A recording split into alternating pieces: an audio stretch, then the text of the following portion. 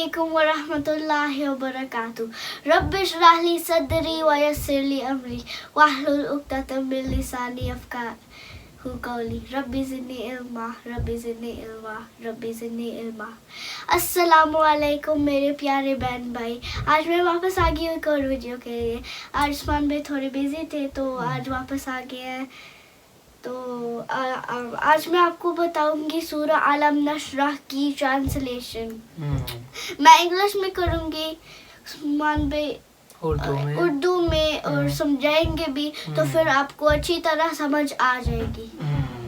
तो आज हम सूरह अलम नशरह करेंगे, ठीक है। 30th पारे में ये सूरत है, ठीक है। तो अल्लाह ताला इसमें डायरेक्ट हज़रत मोहम्मद सल्लल्लाहु अलैहि वसल्लम से खिताब कर रहे हैं, ठीक है। उनको अपने इनामात के बारे में बता रहे हैं कि हमने आप पर क्या क्या इनामात किए।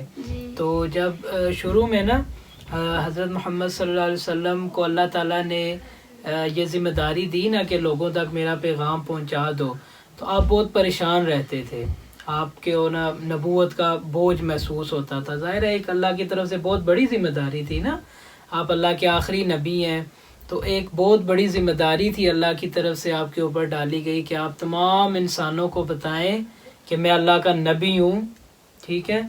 और आप अल्लाह की इबादत करो, अल्लाह ने आपको पैदा किया और उस अल्लाह के पास ही आपने एक दिन वापस जाना है और अपने जो जो आपने काम किए हैं दुनिया में उनका आपने क्या करना है, हिसाब देना है जाके। ये बहुत बड़ी ज़िम्मेदारी थी। तो नबी करीम सल्लल्लाहु अलैहि वसल्लम अक्सर परेशान रहते थे शुरू में।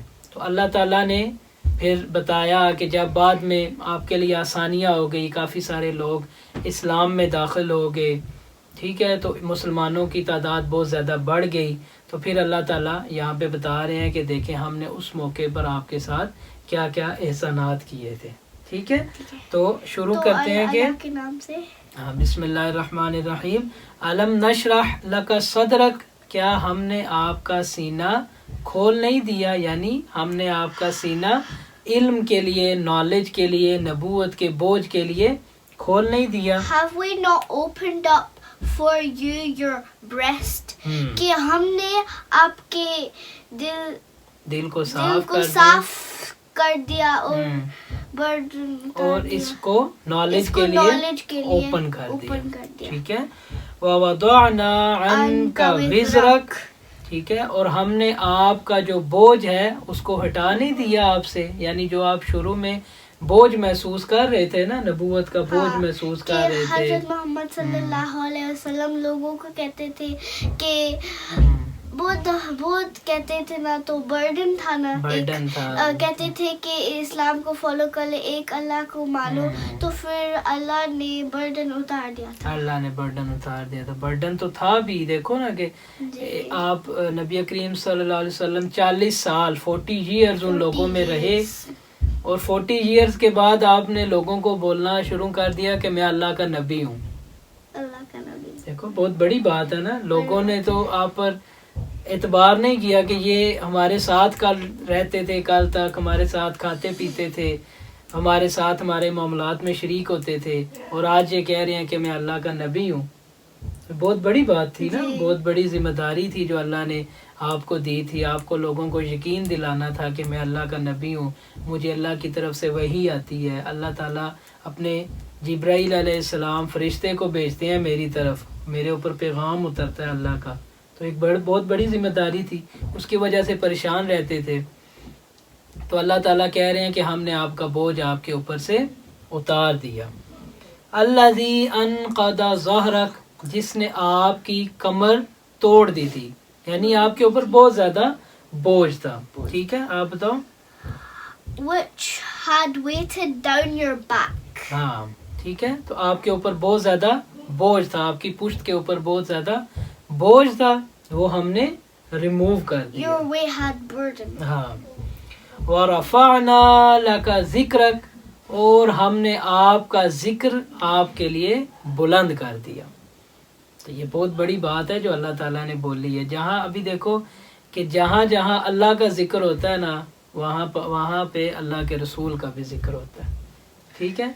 अजान होती है, जब अजान में अल्लाह का जिक्र होता है, साथ हम क्या कहते हैं, अशहदु अन्ना मुहम्मद रसूलुल्लाह, ٹھیک ہے. حضرت محمد کا ہاں نام تو بھی جہاں ہے. پہ اللہ کا ذکر ہوتا ہے وہاں کے اللہ کے رسول کا بھی ذکر ہوتا ہے. ہوتا ہے. تو اللہ تعالیٰ کہتے ہیں کہ ہم نے آپ کا ذکر بلند کر دیا. کر دیا.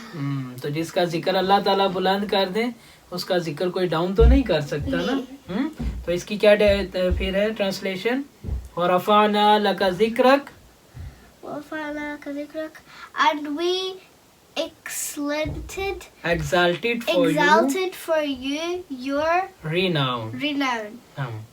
فَإِنَّ مَعَ الْعُسْرِ يُسْرًا بے شک ہر مشکل کے ساتھ آسانی ہے. اس میں اللہ تعالیٰ نبی کریم صلی اللہ علیہ وسلم کو بھی خطاب کر رہے ہیں اور تمام انسانوں کو بھی ایک میسج دے رہے ہیں کہ جب بھی کوئی مشکل آئے تو یہ یقین رکھنا کہ اس کے بعد آسانی بھی آئے گی. ٹھیک ہے. ایسے نہیں ہے کہ ہمیشہ ہی مشکل رہے گی، ہمیشہ ہی حالات ایک جیسے رہیں گے. اور ہاں یہ تو ٹیسٹ ہے جسٹ. اور ہم ایسے نہیں ہوگا کہ ہمیشہ ایسے تو نہیں ہوتا نا کہ ہمیشہ رات ہی رہے یا ہمیشہ ہی مشکل ہی رہے، ہمیشہ مشکل حالات ہی رہے. تو ہر مشکل کے بعد آسانی آتی ہے. کہ جس طرح نبی کریم صلی اللہ علیہ وسلم نے جب اپنی دعوت کا آغاز کیا تو آپ کو ماننے والا کوئی بھی نہیں تھا. آپ اکیلے کھڑے ہوئے بولا میں اللہ کا نبی ہوں، اللہ نے مجھے بھیجا ہے، اللہ کی طرف سے مجھے پیغام آتا ہے. ٹھیک ہے.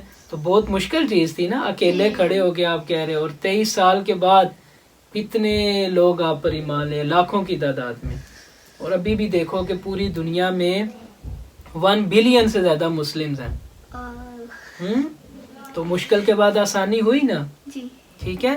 تو پھر اللہ تعالیٰ نے 2 بار بولا ہے. So indeed along with hardship there is ease.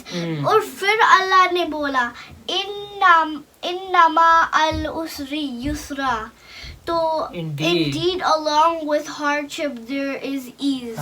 یہ 2 دفعہ اللہ تعالیٰ نے بولا ہے کہ جب بھی کوئی مشکل آئے تو یہ یقین رکھنا ہے کہ آسانی بھی آئے گی. مشکل سب پہ آتی ہے. کیونکہ ہر ٹائمز حالی ٹیسٹ ہوتے ہیں اللہ سے.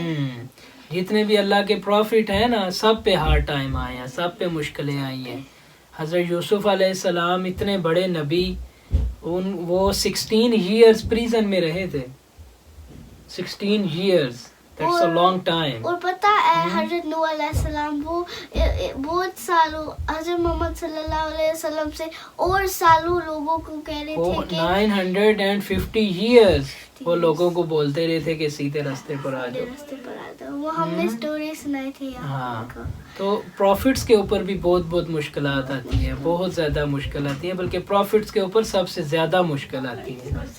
ٹھیک ہے. لیکن ان کا ایمان جو ہے وہ بہت مضبوط ہوتا ہے، بہت اسٹرانگ ہوتا ہے، کیونکہ انہیں اس چیز کا یقین ہوتا ہے کہ ہر مشکل کے ساتھ آسانی ہے. ٹھیک ہے.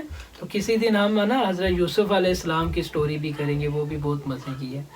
تو ان کو نا پہلے ان کے بھائیوں نے ایک کنویں میں ڈال دیا تھا، کنویں سے وہ کیسے نکلے، پھر وہ مصر گئے، مصر میں بھی وہ 16 ایئرز پریزن میں رہے.